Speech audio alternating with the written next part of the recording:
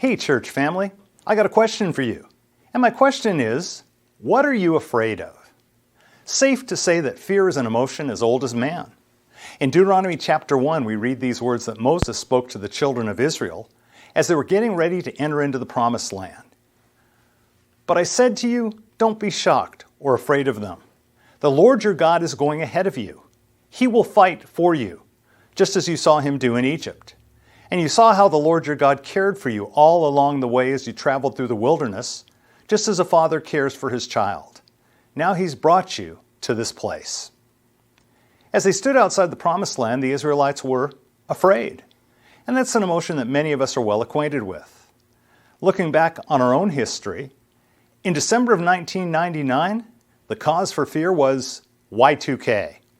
The idea was that because computers were invented in the latter part of the 20th century, and no computer was designed to go beyond 1999, the fear was they were going to all shut down at midnight of 2000. There would be chaos all over the world. Our power companies, our public utilities would all be cut off. It would be a disaster. Of course, looking back at it now, we know that nothing happened. In December of 2001, following 9/11, there was a real fear in our country over Islamic terrorism. In the fall of 2008, leading into the beginning of 2009, there was widespread fear in America over the economic meltdown that had occurred in September of 2008. First, Lehman Brothers went bankrupt, followed by many other brokerage and financial institutions. An economic meltdown occurred on Wall Street, and there was widespread panic throughout the land, with people fearing that they'd lost all their investments and their wealth. And many of them did, in fact, lose everything. Fast forward to the present. We've already seen global chaos and uncertainty caused by COVID and the impact that it's had on the worldwide economy. Then there's the war in the Ukraine, rising gas prices, historically high inflation. There are a lot of things that we can be afraid of.